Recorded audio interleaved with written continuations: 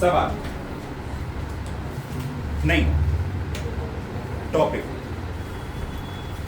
ये 10th class का recap है। फिर से मैग्निफिकेशन क्या? अच्छा एक बात बताओ, कितने लोगों को पता है भाई कि मैग्निफिकेशन क्या होता है? What do we mean by magnification? 10वीं 12वीं छोड़ो, 10वीं पे आ जाओ। दीदी मैग्निफिकेशन नो? एनीबडी? मैग्निफिकेशन, सुन लो मेरी बात, सुन लो, ज्यादा विद्वान लोग हो तुम, सारे खच्चर यहीं आ गए। मैग्निफिकेशन ये बताती है कि इमेज जो है वो ऑब्जेक्ट से बड़ी बन रही है, सेम साइज की बन रही है, या छोटी बन रही है। जो क्वांटिटी ये बताए उसे मैग्निफिकेशन बोलते हैं। मैग्निफिकेशन का बहुत ही छोटा सा और सिंपल फॉर्मूला है H2 by H1। तो इसमें H2 क्या है और H1 क्या है? कि H2 तो होता है हाइट ऑफ इमेज और H1 होता है हाइट ऑफ ऑब्जेक्ट। ये एग्जैक्टली सेम फॉर्मूला 10वीं क्लास में लिखा हुआ है, height of image divide by height of object. अब समझो बात को, अगर मैग्निफिकेशन 1 से ज्यादा है, तो 1 से ज्यादा कब आ सकता है? जब H2 H1 से बड़ा हो। तो अगर मैग्निफिकेशन 1 से ज्यादा है तो इसका मतलब होता है कि इमेज जो है वो मैग्नीफाइड, मतलब बड़ी बन रही है। मैग्नीफाइड का मतलब होता है इमेज क्या बन रही है? बड़ी बन रही है। अगर मैग्निफिकेशन 1 आए तो इसका मतलब होता है इमेज जो है वो सेम साइज की है, सेम साइज जो कि ऑब्जेक्ट है। और अगर मैग्निफिकेशन 1 से छोटा है तो इसका मतलब होता है कि इमेज जो है वो डिमिनिश्ड है। और डिमिनिश्ड इमेज का मतलब है कि उसका जो साइज है वो ऑब्जेक्ट से छोटा आप लोगों को दिखेगा। इसके अलावा भी अगर मैग्निफिकेशन पॉजिटिव आ जाए कभी भी, तो आप ये समझ लेना कि जो इमेज है वो वर्चुअल बन रही है। और अगर मैग्निफिकेशन नेगेटिव निकले तो इसका मतलब होता है कि इमेज जो बन रही है वो रियल बन रही है। इमेज जो बन रही है वो क्या बन रही है? रियल बन रही है। साथ के साथ लेंसेज के लिए मैग्निफिकेशन का एक और फॉर्मूला भी होता है। मैग्निफिकेशन का फॉर्मूला होता है V by U। V क्या है? Image distance. U क्या है? Object distance. अब क्योंकि तुम 12वीं में पढ़ रहे हो तो कोई भी तुमसे ये नहीं बोलेगा कि साहब आप मैग्निफिकेशन ही डिफाइन कर दो क्या होता है, ये नहीं आने वाला पेपर में। पेपर में इसके ऊपर न्यूमेरिकल आ सकते हैं जिसमें इसका इस्तेमाल हो। एक नया फॉर्मूला जो 12वीं के हिसाब से मैग्निफिकेशन का है वो और मैं तुम्हें बता देता हूं कि मैग्निफिकेशन का फॉर्मूला होता है beta upon alpha B.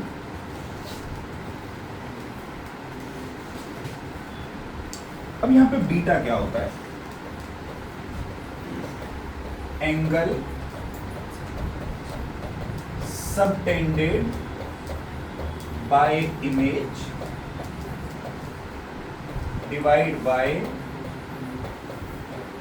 Angle subtended by object. Angle subtended by object. तो एंगल्स के टर्म्स में भी मैग्निफिकेशन को निकाला जा सकता है, इसको एंगुलर मैग्निफिकेशन बोलते हैं। कौन सा मैग्निफिकेशन बोलते हैं? एंगुलर मैग्निफिकेशन इसको बोलते हैं। और इस फॉर्मूले का बेजा इस्तेमाल होगा डिवाइसेस में, compound microscope, astronomical telescope, simple microscope, वहां पर इसका इस्तेमाल होगा, उसी के लिए मैंने बताया।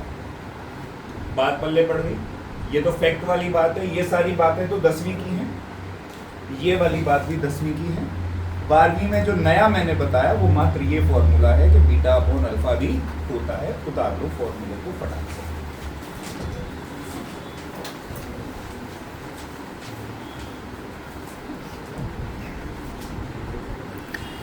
पावर ऑफ अ लेंस, कितने लोगों को याद है पावर ऑफ अ लेंस क्या है? और किसको याद है? नहीं, ये उठा रहा था बालक अभी हाथ। हाँ, क्या होता है? 1 अपॉन डायोप्टर, 1 अपॉन, हाँ 1 अपॉन एफ फॉर्मूला होता है, बिल्कुल सही। तो लिखेंगे पावर ऑफ अ लेंस में लिखेंगे it is defined as the reciprocal, it is defined as the reciprocal of focal length, is defined as the reciprocal of focal length taken in meters, reciprocal of focal length taken in meter। तो देखो ये बहुत simple सी बात है सब। Power का formula तुमको 10th में भी पढ़ाया गया होगा, क्या होता है? 1 अपॉन, और फोकल लेंथ किस में होनी चाहिए? मीटर। ठीक है, अगर ऐसा होता है तो इसकी जो एसआई यूनिट बनती है वो बनती है क्या? डायोप्टर। सही है। ये जो अपन चश्मे पहन के जो बैठे रहते हैं अपन लोग, तुमने 10वीं में तो पढ़ाया ही है, ह्यूमन आई में करेक्शन सब पढ़ाई गई है, मायोपिया, हाइपरमेट्रोपिया। जब हम कहते हैं कि जैसे मैं कहूँ कि भाई मेरे लेंस की पावर है -0.5, तो इसका मतलब है कि मैंने कॉनकेव लेंस पहन रखा है, माइनस है तो, और उसकी पावर जो है वो -0.5 डायोप्टर है। और कि कोई अगर बोले कि मेरे लेंस की पावर है +1, तो उसका मतलब है कि उसने कॉन्वेक्स लेंस पहन रखा है। ठीक है, वो तो बहुत छोटी सी बात है। अब एक चीज़ समझो जरा ध्यान से, जैसे मान लो मैं कहूँ यार ये एक लेंस है, ठीक है, और ये एक और लेंस है, 2 लेंस हैं, दोनों कॉन्वेक्स हैं। दोनों कैसे हैं? तो इनके बीच में स्पेस नहीं है, there is no space between them. इसकी पावर है P1 और इसकी पावर है, नेट पावर क्या होगी? P net. What will be the net power? Net power will be P1 plus of, मतलब याद रखने की बात क्या है कि पावर ना एडिटिव होती है। पावर क्या होती है? तुम ना पावर को आंख बंद करके जोड़ सकते हो, लेकिन साइन के साथ। जैसे मान लें यहाँ पे कॉन्वेक्स होता है, दूसरा कॉनकेव हो जाता। एक कॉन्वेक्स होता, दूसरा क्या होता? तो कॉनकेव की पावर यहाँ पे क्या लेनी पड़ती? -। ये बात याद रखना, ठीक है। उतार फटाक से फॉर्मूले। एक सवाल कराऊंगा,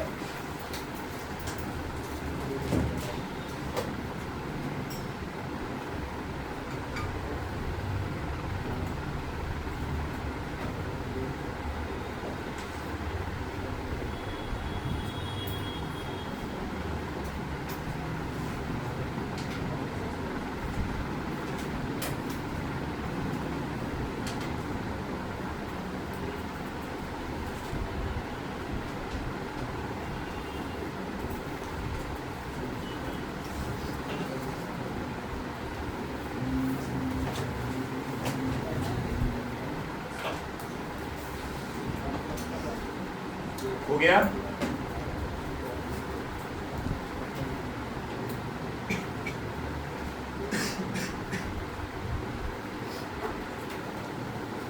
एक सवाल करके दिखाओ मुझे, कस्टम मेड क्वेश्चन दे रहा हूं, देखो जरा, बात नहीं रे, इधर देखो। एक कॉन्वेक्स लेंस है, एक कॉनकेव लेंस। कॉन्वेक्स लेंस की फोकल लेंथ है 20 सेंटीमीटर, कॉनकेव लेंस की फोकल लेंथ है 40 सेंटीमीटर। बताओ कॉम्बिनेशन की फोकल लेंथ कितनी होगी? इनके कॉम्बिनेशन की फोकल लेंथ कितनी होगी? चलो जल्दी। माइनस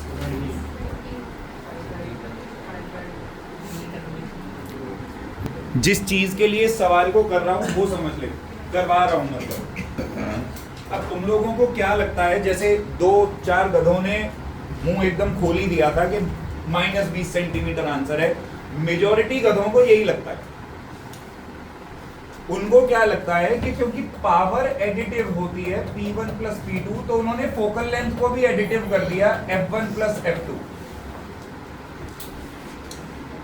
पावर एडिटिव होती है, फोकल लेंथ एडिटिव नहीं होती है। और वैसे भी दिमाग लगा के देखो गधो, अगर इसी फॉर्मूले को देख लो और इसी फॉर्मूले में फोकल लेंथ रखो तो पावर का फॉर्मूला आएगा 1 अपॉन फोकल लेंथ नेट। ये नेट पावर होती है ना। P1 आएगा 1 अपॉन, P2 आएगा 1 अपॉन, यहां से निकलेगा एफ नेट, यहां से निकलेगा एफ नेट।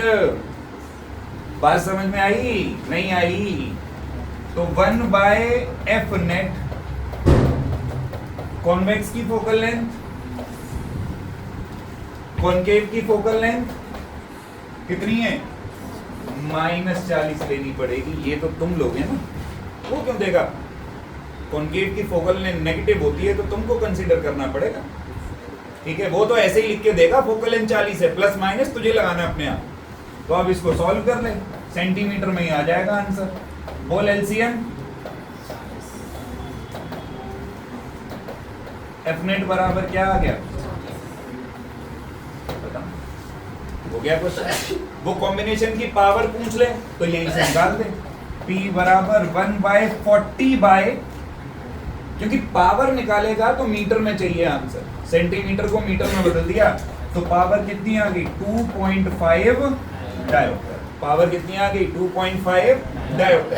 अब हो सकता है किसी क्वेश्चन में वो ये पूछ ले कि भाई ये कॉम्बिनेशन किसकी तरह काम कर रहा है, तो एक कॉम्बिनेशन की पावर क्योंकि पॉजिटिव आ रही है और पॉजिटिव कॉन्वेक्स की होती है, तो ये कॉम्बिनेशन किसकी तरह काम कर रहा है?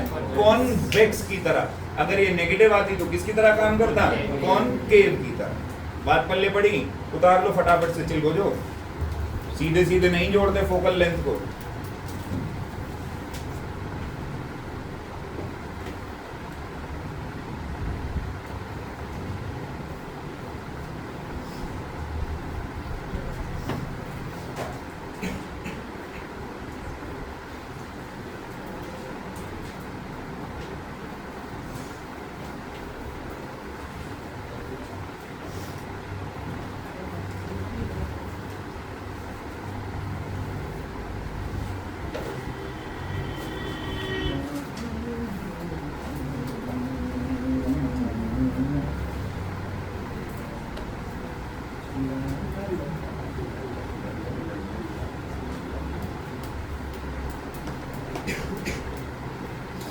अरे नहीं, मैच कब से है यार? अब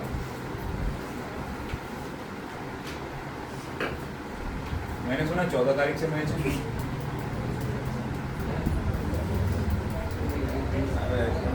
बताओ कि मुझे ढूंढना पड़ेगा है।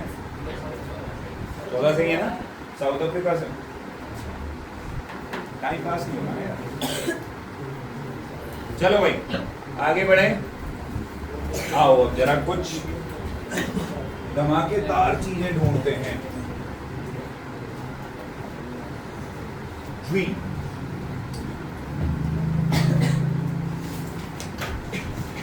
सवाल है आपके सामने लेंसेज को लेकर के, क्योंकि रिफ्रैक्शन खत्म हो गया तो अब रिफ्रैक्शन के कुछ स्पेशल जो क्वेश्चंस हैं वो हम करेंगे, बढ़िया वाले एकदम मजेदार सवाल देते हैं। कह रहा भाई 3 कॉन्वेक्स लेंस हैं ऐसे रखे हुए हैं, देखो L1, L2 और L3 हैं। तीनों की फोकल लेंथ 20 सेंटीमीटर है। एक ऑब्जेक्ट को 40 सेंटीमीटर रखा हुआ है L1 के सामने जैसे कि तुमको दिखा रखा है चित्र में, और जो फाइनल रियल इमेज है वो L3 के फोकस पे बन रही है। कहां बन रही है? L3 के। क्या था पता? L1 L2 और L2 L3 के बीच में कितनी दूरी है? दूरी पता लगा। सोच भाई, जरा लगा दिमाग, साबित करो कि तुम इंटेलिजेंट हो। हमारे घर वाले ऐसे बोलते हैं, मेरा बेटा, मेरी बेटी, यार कहो, घातक हैं। मैं जब तक राजवी लेता हूँ, सोचो कैसे दुनिया निकलेंगी बीच की। चंदन, कौशल, अंशुल, नमन, विशाल, पारस, गौरव, अदनान, अनुश्री, राधिका, अविका, हितैषी, अनीशा, जैसिका, आकांक्षा, जिक्रा, मुखलिसा, सृष्टि, संस्कृति, शेफाली, प्राची, हर्षिता, लक्ष्य, चिराग, रवि, नयन, कोमल, कोमल, विवेक, रोशन, ईशिका, चार्वी, वृंदा, खुशी, शौर्य, प्रिया, मयंक, तमन्ना, काव्या, ऋतिका, प्राची, कीर्ति, सिद्धार्थ, अनमोल।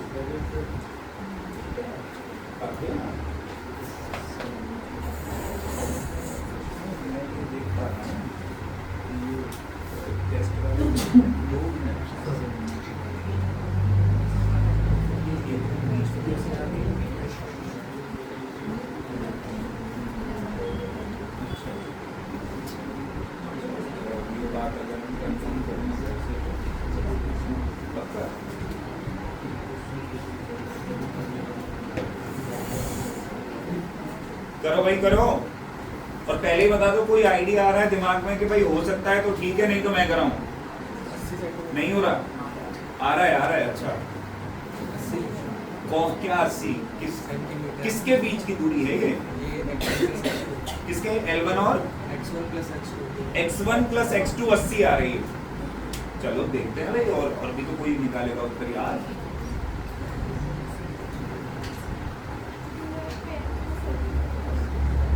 मतलब 80 आएगी, देखते हैं।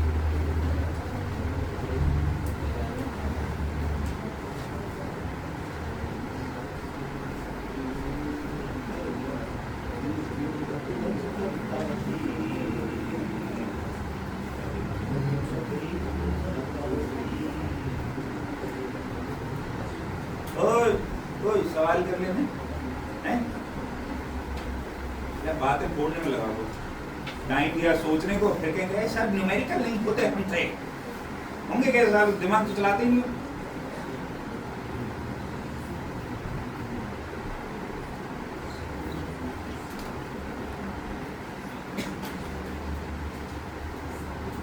दो मिनट और दूंगा बस।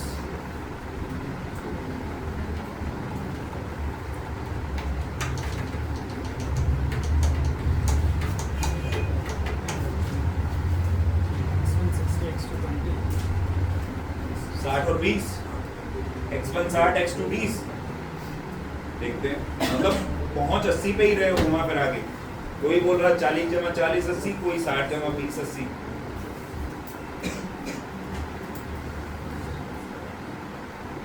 दीदी सोचना भी है, देखना नहीं है सवाल से, सोचना भी है। तुम उसको देख तो रही हो, सोच नहीं रही हो। सोचा है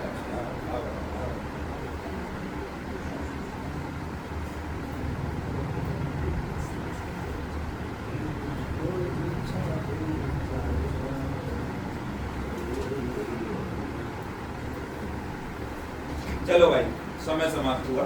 आओ सवाल अब करते हैं। सारे लोग ध्यान दो बोर्ड पे,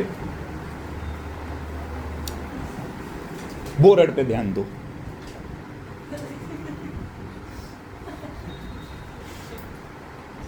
सारे गाने रिकॉर्ड होते हैं मेरी सुंदर आवाज में। खैर कोई बात नहीं, तुम सुन लेना। सवाल,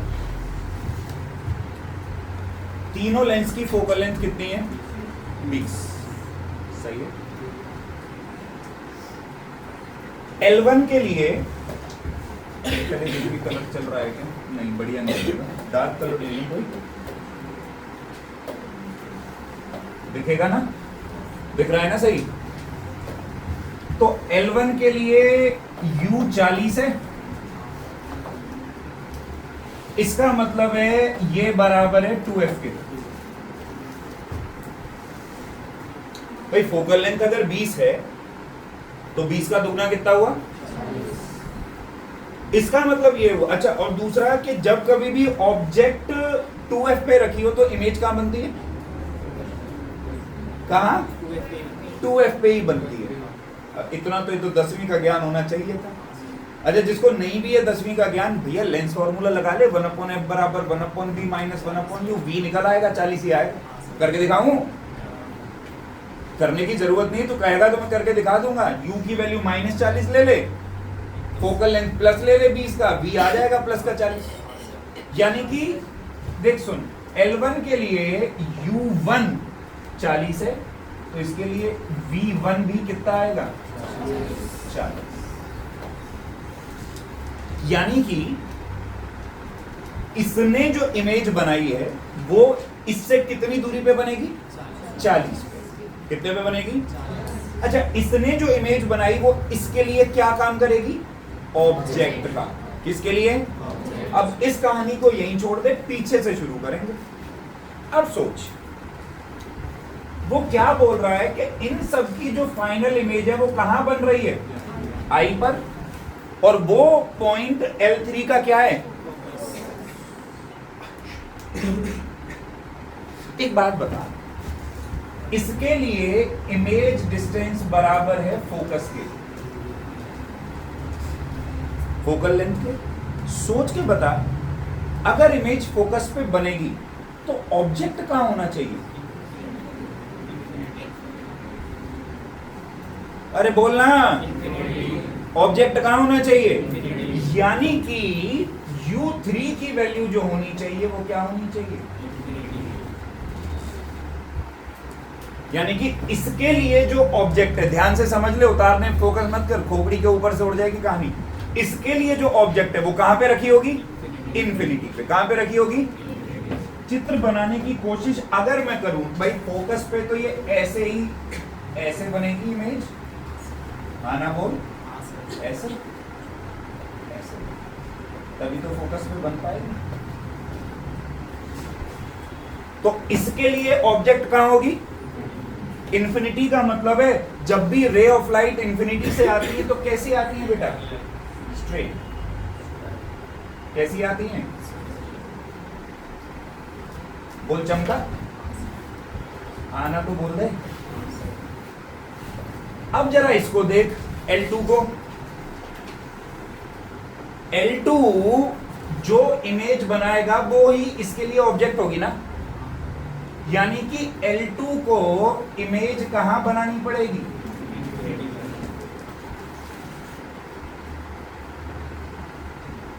L2 को इमेज कहां बनानी पड़ेगी?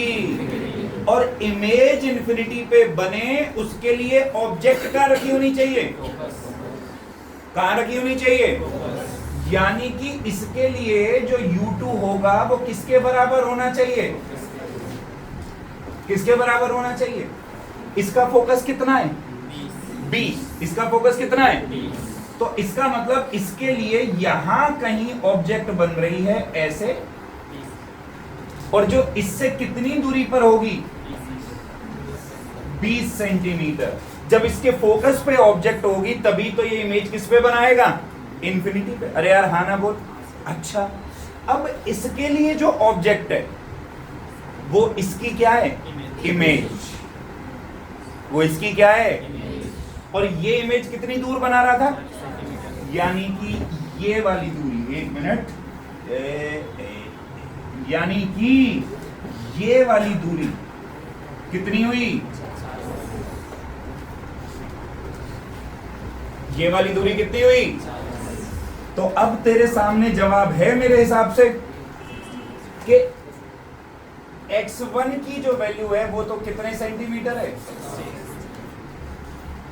और x2 can have any value. उसकी कोई भी वैल्यू हो सकती है, क्योंकि उसमें तो रेज को क्या हो जाना है, पैरेलल। चाहे अब रख दे, चाहे 10 किलोमीटर बाद रख दे, रेज क्या आ जाएंगी, पैरेलल। तो इसके लिए x2 की वैल्यू कुछ भी हो सकती है, कोई डिफाइंड वैल्यू नहीं आएगी। समझ आया सवाल? उतार ले, चूज। जो क्वेश्चन बोल रहा हूं ये भी PYQ ही है। लिखो, a lens, a convex lens, sorry, a convex lens of refractive index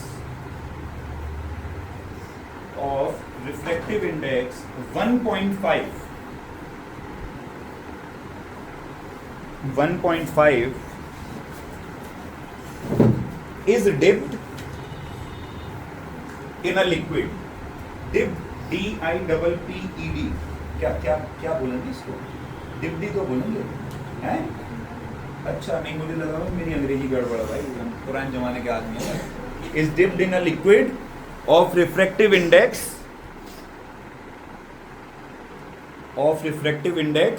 1.5, of refractive index 1.5, full stop.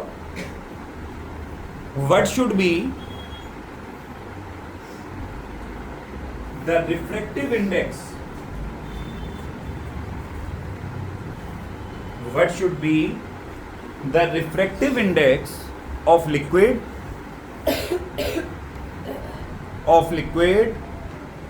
so that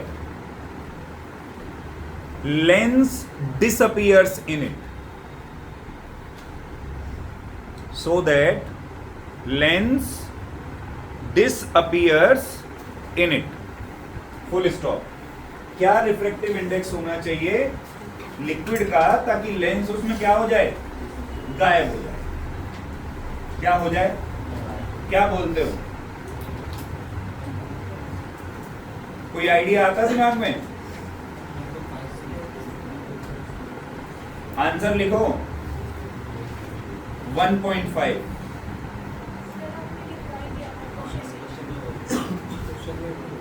मैंने लेंस का रिफ्रैक्टिव इंडेक्स लिखवाया है।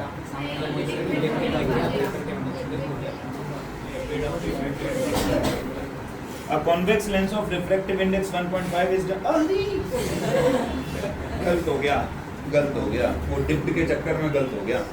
A convex lens of refractive index 1.5 is dipped in a liquid of refractive index 1.5,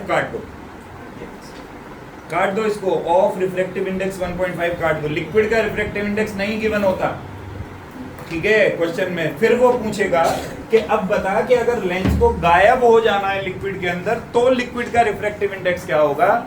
इसका answer है 1.5। किसी भी चीज को, सुन ले, गायब होने के लिए, किसी भी चीज को गायब होने के लिए यह जरूरी है कि उसमें से निकलने वाली रे ऑफ लाइट आपस में मिले नहीं। और अगर दोनों मीडियम का रिफ्रैक्टिव इंडेक्स सेम होगा तो रे ऑफ लाइट कभी भी नहीं मिलेंगी, बल्कि ऐसे सीधी सीधी जाती रहेंगी। और अगर सीधी सीधी जाती रहेंगी तो वो चीज तुमको कभी भी दिखाई नहीं देगी, ये याद रखना। बात समझ में आई? नहीं आई बात? समझ आई? तो इसका आंसर लिख लो क्या, 1.5। अगले सवाल से और क्लियर करता हूं इस बात को। Trace the path of light in following चित्र। Trace the path of light in following चित्र।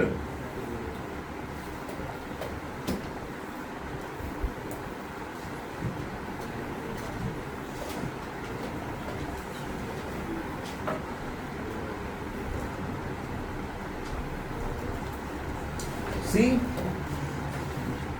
लेंस का रिफ्रैक्टिव इंडेक्स है μ2 और मीडियम का रिफ्रैक्टिव इंडेक्स है μ1। तुमको तीन केसेस में लाइट का पार्ट ट्रेस करना है। केस नंबर 1 जब μ1 बराबर होगा μ2 के, केस नंबर 2 जब μ1 बड़ा होगा μ2 से, केस नंबर 3 जब μ1 छोटा होगा μ2 से। इन तीनों केसेस के लिए तुमको लाइट का पाथ क्या करना है, ट्रेस करना है। अब सुनो, मैं तुमसे नहीं करा रहा हूं, मैं खुद ही कराऊंगा सवाल को। पहले प्रश्न उतार लो एक बारी, फिर एक ट्रिक लिखवाऊंगा इसके लिए। क्वेश्चन लिख लो और इस लाइन को याद रखना। लिखो, if the refractive index of lens, if the refractive index of lens is greater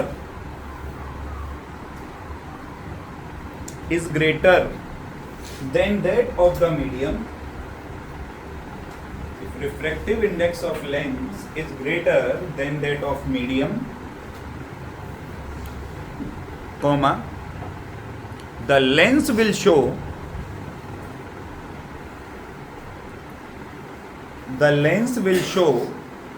its natural property.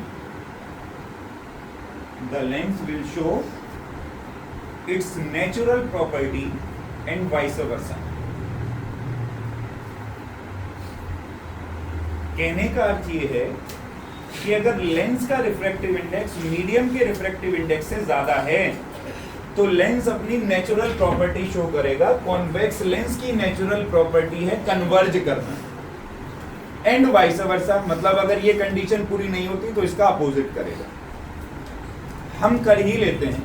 इधर देखो सभी लोग, जैसे फर्स्ट केस में तुम देखो दोनों का रिफ्रैक्टिव इंडेक्स बराबर है। अभी पिछले सवाल में मैंने तुम्हें बताया कि अगर रिफ्रैक्टिव इंडेक्स बराबर हो गया तो रे ऑफ लाइट एकदम कैसे पास हो जाएंगी, स्ट्रेट। और जब तक रे ऑफ लाइट मिलेंगी नहीं कोई चीज दिखाई भी यहाँ पे, तो ये शीशे की तरह काम करेगा। कैसे काम करेगा लेंस, शीशे की तरह। ये केस 1 हो गया। कौन सा केस हो गया ये, केस 1। केस 2 को मैं यहीं बना दूंगा, अलग कलर से बना रहा हूं, ठीक है। केस 2 क्या कह रहा है, मीडियम का रिफ्रैक्टिव इंडेक्स लेंस के रिफ्रैक्टिव इंडेक्स से ज्यादा। हमने लिखवाया क्या, लेंस का ज्यादा होना चाहिए मीडियम से, तो वो नेचुरल प्रॉपर्टी शो करेगा, और अगर ऐसा नहीं है तो उल्टा करेगा। मतलब इस वाले केस में बेशक से ये कॉन्वेक्स लेंस है लेकिन ये लाइट को डाइवर्ज कर देगा।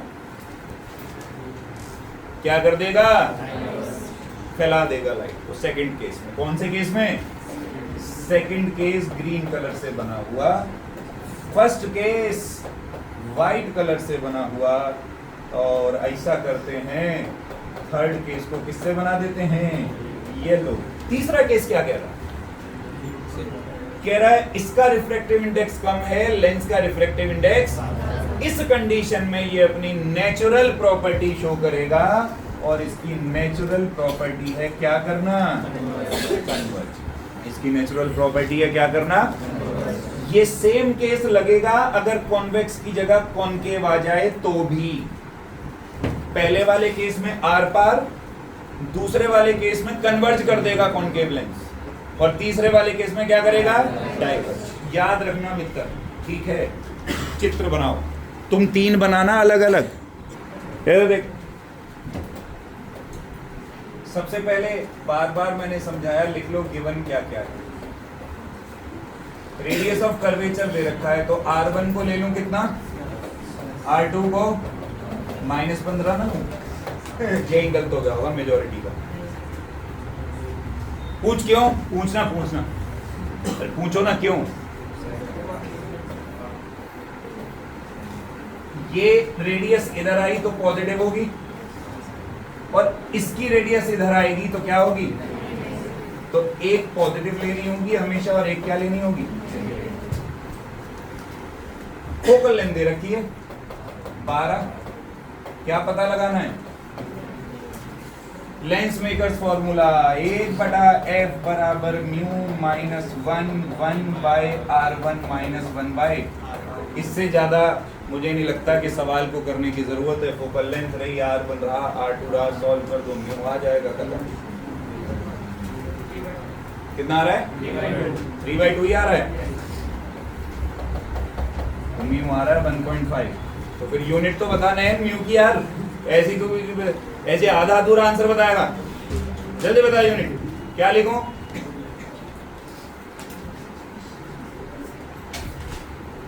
हंस रहा, यूनिट नहीं बता रहा, बता जल्दी यूनिट है? नहीं होती, बोल दे रहा है कि नहीं होती।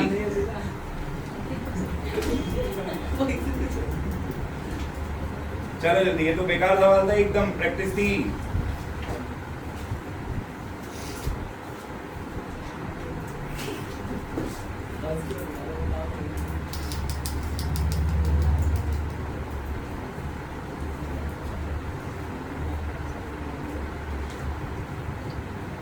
अगला सवाल हटा दें इसे। ये जो सवाल लिखा हुआ है ना, ये बहुत इंपॉर्टेंट सवाल। और मतलब ये लगाओ कि अगर PYQ छानोगे ना तो 5-7 बार बिल्कुल इसी तरीके का सेम न्यूमेरिकल तुमको पेपर में आया मिलेगा। अरे कम वक्तो, कितने लोगों का पिछले क्वेश्चन में आंसर 1.5 आ रहा है?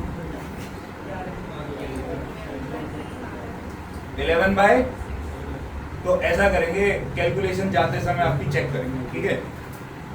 आओ, ये वाला क्वेश्चन देखो, बहुत इंपॉर्टेंट क्वेश्चन है, ध्यान से समझो कैसे करते हैं इन क्वेश्चंस को। कहता है कॉन्वेक्स लेंस है जिसका रिफ्रैक्टिव इंडेक्स है 1.5 और इसकी फोकल लेंथ 20 सेंटीमीटर है एयर में। बता फोकल लेंथ में कितना बदलाव आएगा अगर मैं इसको पानी में डुबो दूं जिसकी रिफ्रैक्टिव इंडेक्स है 4/3।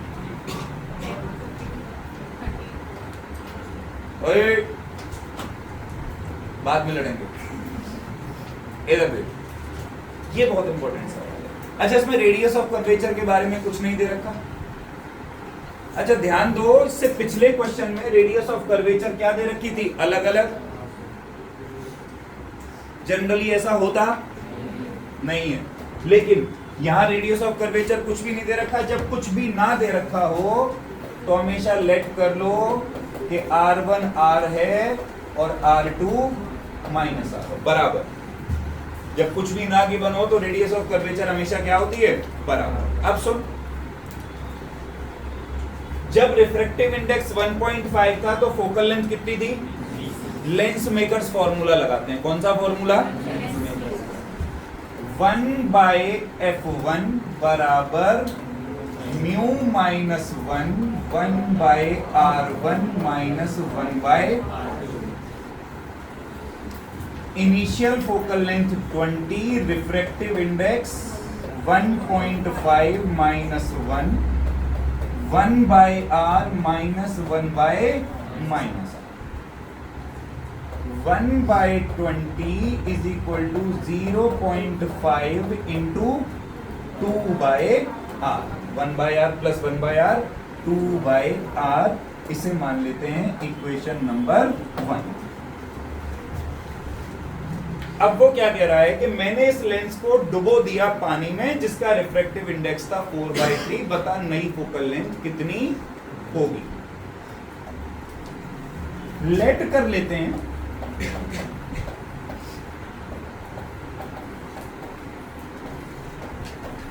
New focal length is f।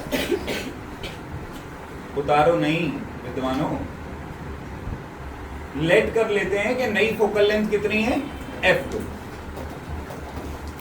और जैसे ही नई फोकल लेंथ की बात हो जाए, लेंस मेकर्स फॉर्मूला लगेगा 1/f2 बराबर, यही इंपॉर्टेंट है, μ2/μ1 माइनस 1 ब्रैकेट में 1/r1 माइनस 1/r2। और याद रखने वाली बात क्या है कि ये जो μ1 होगा ये हमेशा रिफ्रैक्टिव इंडेक्स होगा अदर मीडियम का, जिस नए मीडियम में तुमने इसको प्लेस किया। किसका रिफ्रैक्टिव इंडेक्स होगा? अदर मीडियम का। नए मीडियम की बात आते ही लेंस मेकर्स फॉर्मूला ये हो जाएगा। अब नई फोकल लेंथ पता लगानी है 1/f2। पहला रिफ्रैक्टिव इंडेक्स कितना था जिसमें डिप किया, नया रिफ्रैक्टिव इंडेक्स कितना है? तो 4 को नीचे ले जाऊं और 3 को माइनस का, ये तो सॉल्व होके क्या आएगा 2/r, तो वो तो r1 बराबर r2 बराबर है ना। इसको फर्दर सॉल्व करूं तो 1/f2 बराबर एलसीएम कितना, ये बचेगा 4.5 माइनस 4 क्या आया 0.5/4 गुणा 2 में 8। ये कौन सी इक्वेशन आ गई? अब तूने कुछ नहीं करना, सिर्फ डिवीजन करनी है। इक्वेशन नंबर 1 को डिवाइड कर दे इक्वेशन नंबर 2 से। LHS को LHS से 1/20 मल्टीप्लाई बाय F2 तो ऊपर चला जाएगा बराबर 0.5 इंटू 2/r इंटू में 4r अपॉन में 0.5 इंटू 2, इसमें इसको मारा, r ने r को मारा। F2 बराबर क्या आया 4 इंटू बराबर 5। तो नई फोकल लेंथ कितने सेंटीमीटर निकलेगी 80।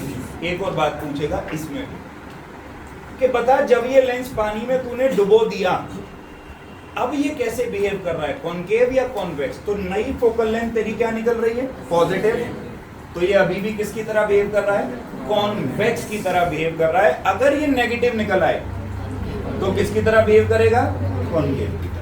बात समझ आ गई भाई? उतार डाल। बहुत ज्यादा इंपॉर्टेंट सवाल है, कई बार रिपीट होता हुआ मिलेगा PYQs में।